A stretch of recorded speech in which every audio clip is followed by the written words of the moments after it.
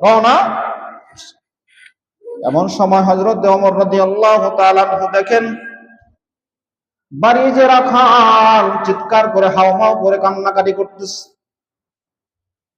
হযরত ওমর রাদিয়াল্লাহু তাআলা রাখালের কাছে গিয়ে বললেন, কি ব্যাপার, তোমার কি হয়েছে, কি সমস্যা, তুমি এরকম ভাবে কেন কান্নাকাটি করো?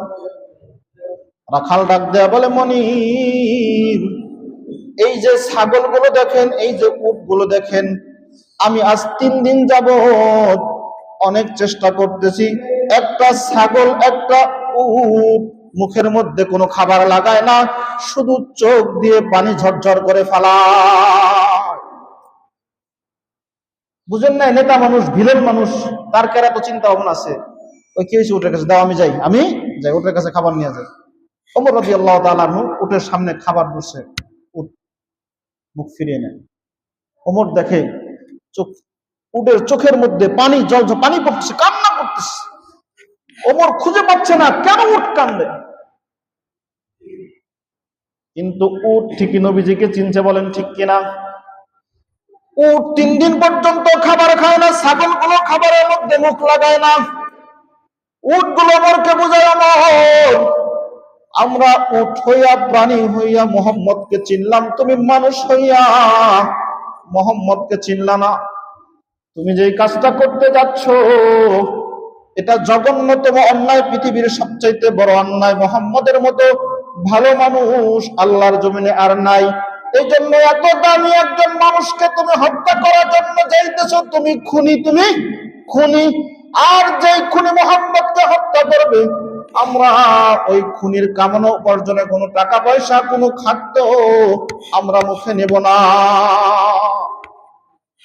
উট যেন ওমরকে বুঝাইতেছে, কিন্তু ওমর তো লোক 100 লাল উট। আবার মনে মনে রাগ, মুহাম্মদ তাদের ধর্মকে খারাপ বলে, সেই ধর্মকে তারা খারাপ বলে, এই জন্য তার ওইটাই কাজ করতেছে। তরবারি নিয়ে রওনা করছেন, হঠাৎ করে দেখে পথের মধ্যে অনেকগুলো মানুষ গরু জবাই করছে। কি করতেছে বলেন? গরু জবাই করতেছে, বাছুর গরু জবাই করতেছে। অনেক মানুষ জবাই যখন করতে হট্টগোল হয়ে গেছে, মানে অনেক মানুষের ভিড় জমতেছে। ওমর দেখলেন যে একটা গরু বাছুর জবাই করছে, বাছুর। কিন্তু হঠাৎ করে ওমরের কানের মধ্যে একটা শব্দ বেশি আসলো। হযরত ওমর রাদিয়াল্লাহু তাআলা আনহু একটা শব্দ তিনি শুনতে পাইলেন, ইয়া বানি, ইয়া আহলাল কুরাইশ, ইয়া আহলাল কুরাইশ, হে কুরাইশেররা, হে মক্কার লোকেরা, হাযা আমরুন নাজিহুন, রাজুলুন ইসিহু বিলিসানিন ফাসিহিন আদউ ইলা আল্লাহ শাহাদাতু আল্লা ইলাহা ইল্লাল্লাহ ওয়া আশহাদু আন্না মুহাম্মাদান আবদুহু ওয়া রাসূলুহু। ওমরের কানের মধ্যে একটা শব্দ বেশি আসলো, হাযা আমরুন নাজিহুন, এটা অনেক সফল বিষয়, কামিয়াবি বিষয়। কি? রাজুলুন ইসিহু বিলিসানিন ফাসিহিন ইয়াদউ ইলা আল্লাহ তাআলা শাহাদাতু আল্লা ইলাহা ইল্লাল্লাহ। ওমরের কানের মধ্যে এই শব্দ আসতেছে, এই কাজটা কতই না উত্তম।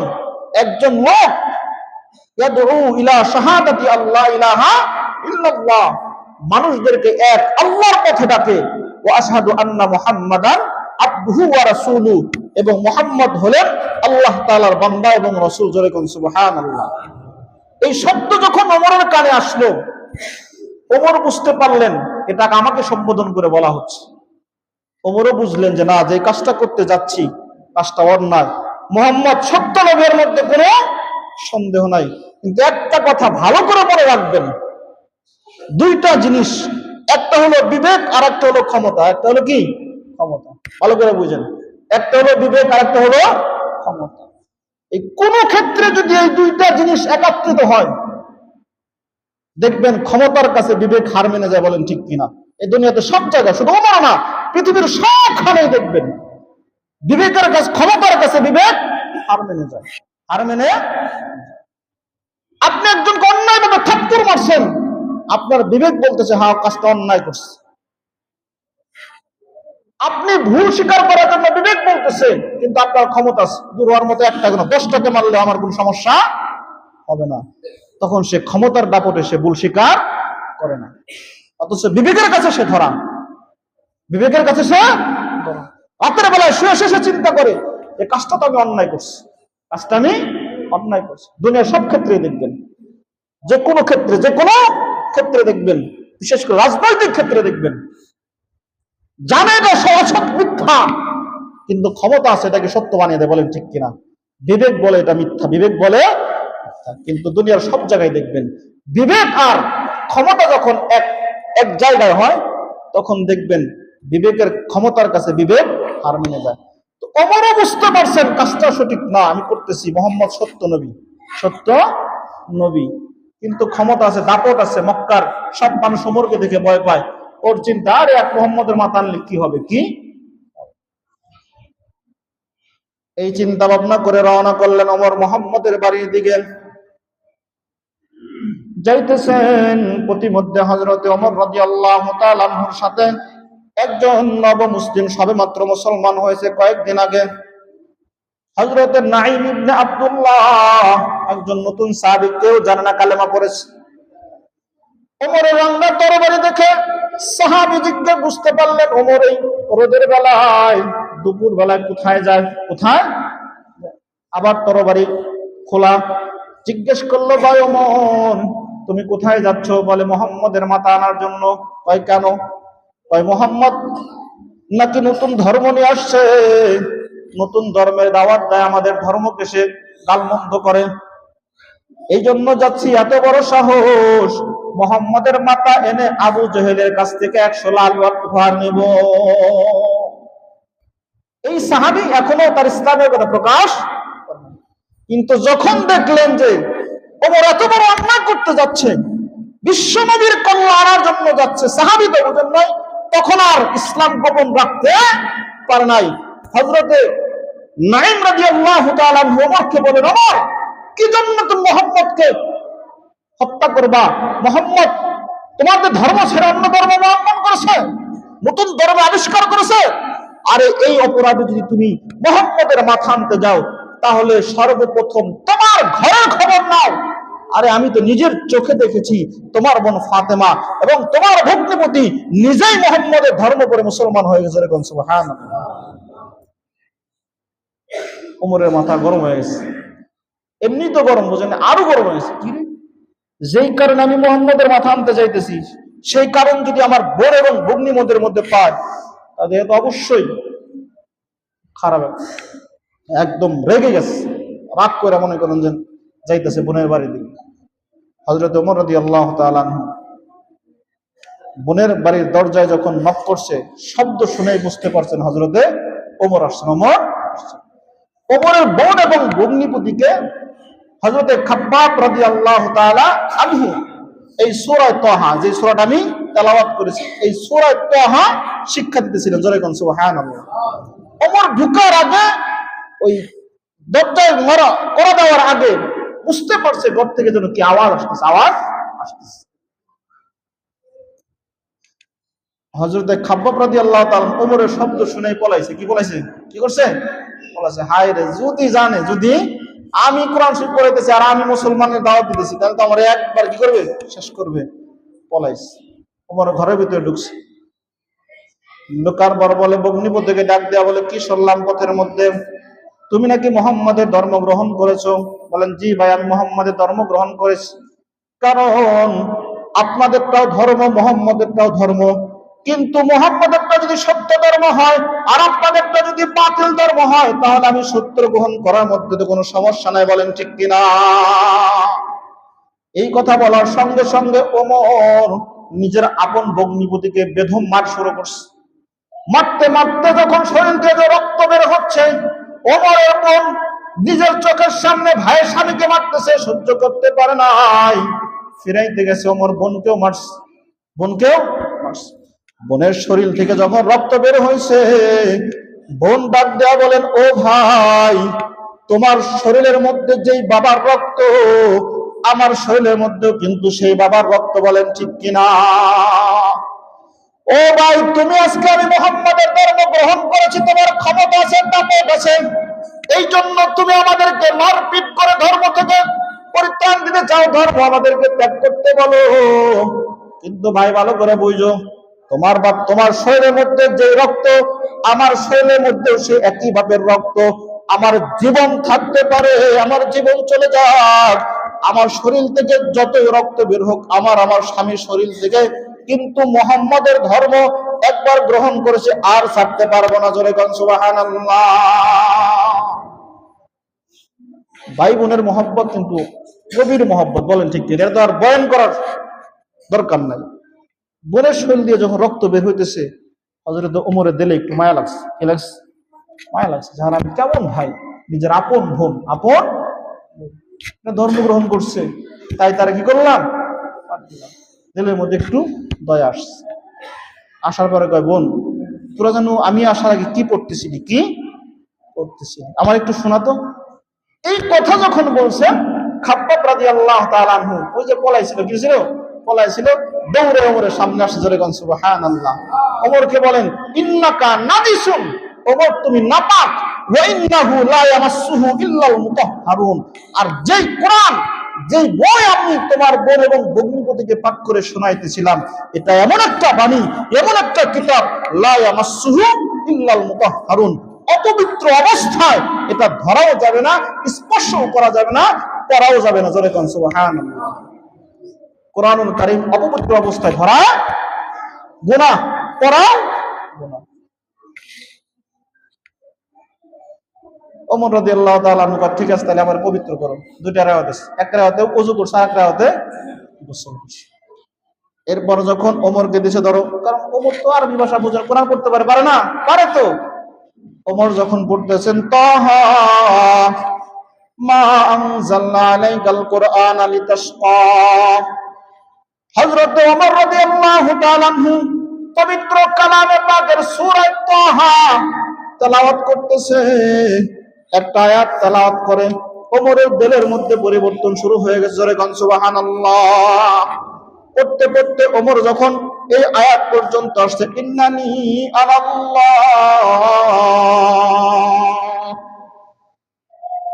এই আয়াত যখন ওমর আসছে, ওমর বারবার শুধু এক করতেছে, ইন্নানি আনাল্লাহ, ইন্নানি আনাল্লাহ, নিশ্চয় আমি আল্লাহ, আমি ছাড়া কোনো মাবুদ নাই, ফাবুদনি, সুতরাং তোমরা আমার ইবাদত করো। জোরে কোন সুবহানাল্লাহ। এই আয়াত যখন চলে আসছে, ওমরের চোখ দিয়ে ঝরঝর করে পানি পড়তেছে, কারণ আগে যে আয়াতগুলো পড়ছে, ওমর তো এতদিন জানতো মুহাম্মাদের উপর যেই কোরআন নাজিল হয় এটা নাকি জাদু। জোরে কোন সুবহানাল্লাহ। এটা নাকি মন্তর, মানুষদেরকে এই কোরআন দিয়া মানুষদেরকে মুহাম্মদ জাদু করে। জোরে কোন নাউজুবিল্লাহ।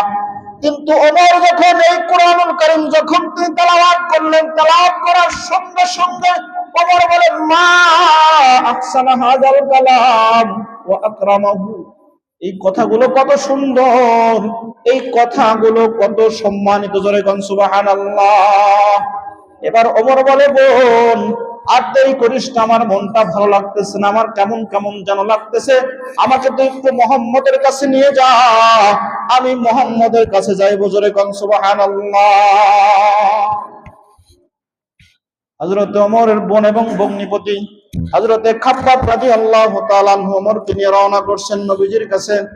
তখন নবী দারুল আরকাম, একটা মাদ্রাসা ছিল, ইসলামের প্রথম মাদ্রাসা, অর্থাৎ যখন মানুষ মুসলমান হইতো সেই জায়গায় যা মুসলমান অবস্থান করত, সারাদিন সেখানে অবস্থান করত, দিন শিখার পর তারপরে আবার রাতের বেলায় বাড়িতে চলে আসতো, যার যার গোপনে, তো বুঝেন না, প্রকাশ্যে না। তো জিজ্ঞাসা করলে কই গেছিলাম, গেছিলাম আমি, তো গেছিলাম।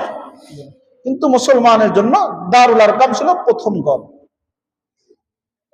ওমরকে নিয়ে যাওয়া হলো।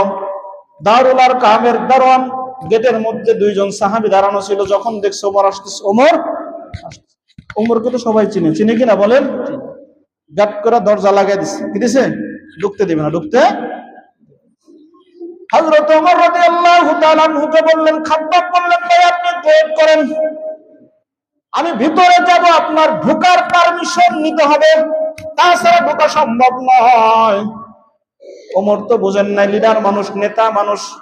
কোন নেতা কোন কর্মীর বাড়িতে ঢুকতে কি অনুমতি চায়? বলেন অনুমতি নাই, অনুমতি নাই, অনুমতি নাই। বরং তো কর্মী মনে করে নেতা আমার বাড়িতে আসলে তো আলহামদুলিল্লাহ খুশি, বুঝেন না? কিন্তু ইসলামের বিধান হলো কোন বাবা যদি তার সন্তানের ঘরে ঢুকে, সন্তান যদি বাবার ঘরে ঢুকে, মা যদি মেয়ের ঘরে ঢুকে, মেয়ে যদি মায়ের ঘরে ঢুকে, ঢুকার আগে দরজার সামনে দাঁড়িয়ে সালাম দিবে, আসসালামু আলাইকুম। এটা নবীজির সুন্নাত, এটা নবীজির সুন্নাত, ইসলামের আদর্শ। কেন? হতে পারে বাপ সন্তানের মধ্যে কোনো পর্দা নাই, কিন্তু সন্তান হঠাৎ করে বাবার মধ্যে ঢুকলো, বাবা কেমন একটা পরিস্থিতি দেখতে পাইলো যেটা সন্তানের কাম্য ছিল না। এই জন্য ইসলাম বলে ঢোকার আগে বরঞ্চ স্বামী এবং স্ত্রী যাদের মাঝে কোনো পর্দা নাই, যাদের মাঝে কোনো পর্দা নাই, স্বামীর জন্য স্ত্রীর গোটা সব দেহ দেখা জায়েজ, ঠিক স্ত্রীর জন্য স্বামীর সব দেখা জায়েজ, এদের মাঝে কোনো পর্দা নাই। কিন্তু ইসলামের বিধান হলো স্বামী যদি স্ত্রীর ঘরে ঢুকতে যায়, স্ত্রীও যদি স্বামীর ঘরে ঢুকতে যায়, ঢোকার আগে সালাম দেবে, আসসালাম। কেন? ওই একই কথা, আপনি স্ত্রী আপনার ঘরে ঢুকছেন, স্ত্রীকে আপনি এমন একটা পরিস্থিতি পাইছেন যেটা কাম্য ছিল না, আপনার কাছে এটা দৃষ্টিকটু লাগছে, খারাপ লাগছে, খারাপ লাগছে। ঠিক স্ত্রী যদি স্বামীর ঘরে ঢুকে সালাম দিয়ে ঢুকবে, মানে বুঝাইবে যে আমি ঘরে আসতেছি, ঘরে। এটা নবীর সুন্নত। ওমর কয় আপনি দাঁড়ান। ওমর চিন্তা করে, জীবনে কত ঘরে ঢুকলাম, কত বাড়িতে ঢুকলাম, কোনোদিন অনুমতি লাগে না, আর আজকে মুহাম্মদের ঘরে ঢুকবো, তারপরে কি হযরত হামজা রাদিয়াল্লাহু তাআলা নবীর চাচা বললেন, ভাই ওমর দরজার বাইরে দাঁড়িয়ে আছে, কি করব? সাইয়্যিদুশ শুহাদা হযরত হামজা রাদিয়াল্লাহু তাআলা বলেন, এক কাজ করে তোমরা দুইজন ওমরের দুই হাত ধরে ভিতরে প্রবেশ করাও। কারণ ওমরের যদি কপাল ভালো, নিয়ত যদি ভালো থাকে, আলহামদুলিল্লাহ কবুলের ওমরের জন্য কল্যাণ হবে। আর ওমর যদি এখানে কোনো উল্টা পাল্টা কাজ করার জন্য আসে, ওমর যে তরবারি নিয়ে আসছে, ওই তরবারি দিয়ে আমরা ওমরের কল্লাটা দ্বিখণ্ডিত করে দেব। নিয়ে আসো, আসলো। ওমরের দুইজন ধরছে, দুইজন ধরছে, ধরার পর দারলার কামের ভিতরে এলো নবীজি বসে। নবীজির কাছে গিয়ে খবর দিচ্ছে, ইয়া রাসূলুল্লাহ, ইয়া হাবিবাল্লাহ, ওমর আসছে, ওমর আসছে। আল্লাহর নবী কয়দিন আগে? 3 দিন আগে দোয়া করছিলেন, 3 দিন আগে দোয়া করছিলেন। আল্লাহ ওহীর মাধ্যমে জানিয়ে দিয়েছিলেন, জগবন্ধু আপনি তো দুইজন লোকের জন্য দোয়া করছেন, একটা হলো আবু জেহেল আর একটা হলো ওমর। আমি আল্লাহ ওমরের কপালে হেদায়েত রেখে দিয়েছি, যেরকম সুবহানাল্লাহ। ওমরের কাছে যখন নবীর কাছে ওমরকে নিয়ে গেছে, নিয়ে যখন দাঁড়াচ্ছে, ওমর এত বড় ক্ষমতার দাপটশীল মানুষ, লম্বা মানুষ, যে ওমরকে আল্লাহ পাক এবং রহমত আল্লাহ তাআলা দান করেছিলেন, ওমর যে রাস্তা দিয়ে হাঁটতেন শয়তানও সেই রাস্তা দিয়ে যাইত না। এই পরিমাণ চেহারার মধ্যে একটা রহমত আল্লাহ তাআলা ওমরকে দান করেছিলেন। ওমর বাচ্চা মানুষের মতো দাঁড়িয়ে গেছে, নবীজি থামাতে হাতটা ধরলেন আর বললেন, ওমর এখনো কি তোমার সময় হয় না? তুমি ব্যর্থ হওয়ার আগে, লাঞ্ছিত হওয়ার আগে তুমি ইসলাম গ্রহণ করো, মুসলমান হয়ে যাও। ওমর সাথে দাঁড়িয়ে বলল, ইয়া রাসূলুল্লাহ, ইয়া হাবিবাল্লাহ, আপনি আমাকে পড়িয়ে দিন কালিমা শাহাদাত, আশহাদু আল্লা ইলাহা ইল্লাল্লাহ ওয়া আশহাদু আন্না মুহাম্মাদান আবদুহু ওয়া রাসূলুহু। কালিমা পড়লেন। ওমর কালিমা পড়ার সাথে সাথে সব পৃথিবীর সব মাখলুক ওমরের ইসলাম গ্রহণ করে খুশি হয়ে গেছে, সুবহানাল্লাহ। একটু পরে জিবরাইল আসছে নবীর কাছে, বলে, ইয়া রাসূলুল্লাহ, ইয়া হাবিবাল্লাহ, আপনার ওমর ইসলাম গ্রহণ করার কারণে আমাদের আসমানের সকল ফেরেশতারা আনন্দিত হইতেছে, যেরকম সুবহানাল্লাহ। ইনি হলেন হযরতে ওমর রাদিয়াল্লাহু তাআলা। যে লোকটা এত বড় একটা ভিলেন ছিল, বিশ্বনবীর মাথা আনতে গেছে, কিন্তু বিশ্বনবীর মাথা আনা তো দূরের কথা, নিজের মাথা বিশ্বনবীর পদতলে দিয়ে দিয়েছে, বলেন ঠিক কিনা? সিদ্ধ হযরত ওমর রাদিয়াল্লাহু তাআলা। তো আল্লাহ পাক রব্বুল আলামিন আমাদের সকলকেই, ওমর রাদিয়াল্লাহু তাআলা ইসলাম গ্রহণ করার পরে কি কথা কয় জানেননি? কয়, ইয়া রাসূলুল্লাহ, আল্লাহ সত্য কয় হ্যাঁ, আপনি সত্য কয় হ্যাঁ, কোরআন সত্য কয় হ্যাঁ, সত্যি তো কয় হ্যাঁ, এর মধ্যে কোনো সন্দেহ কয়, তাহলে আজ থেকে এই মক্কার জমিনে নামাজ হবে প্রকাশ্যে, আযান হবে প্রকাশ্যে, কোরআন তেলাওয়াত হবে প্রকাশ্যে। আমি ওমর বললাম, আজ থেকে আর কোনো গোপনে কোনো কিছুই হবে না, জোরে কোন সুবহানাল্লাহ।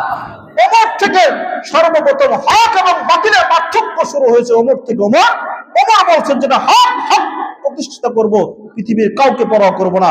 বাইতুল্লাহ গিয়ে সর্বপ্রথম প্রকাশ প্রকাশ্যে মুসলমান ইসলামের দাওয়াত দিয়েছেন হযরত ওমর ইসলাম গ্রহণ করার কারণে। জোরে কোন সুবহানাল্লাহ। হযরত ওমর রাদিয়াল্লাহু তাআলা আনহু যেহেতু হক এবং বাতিলের পার্থক্য করে দিলেন, আল্লাহ রাব্বুল আলামিন নবীকে দিয়া ওমরকে একটা খেতাব দিলেন, সেটা হলেন ফারুক। ফারুকুন শব্দের অর্থ হলো আল ফারকু বাইনাল হাক্কি ওয়াল বাতিল, যিনি হক এবং বাতিলের মাঝে পার্থক্য করে তাকে কি বলা হয়? ফারুক বলা, তাকে ফারুক বলা হয়। আল্লাহ পাক রব্বুল আলামিন হযরতকে ওমরে ফারুক বানান। জোরে কোন সুবহানাল্লাহ। ওমর রাদিয়াল্লাহু তাআলা করুণ ইতিহাস, এটা তো মুসলমান হওয়ার আগে। মুসলমান হওয়ার পর ওমরে কি করুণ ইতিহাস ইনশাআল্লাহ আগামী জুমা আলোচনা করব। আল্লাহ তাআলা আমাদের সকলকে তৌফিক দান করুন। জোরে কোন আমিন।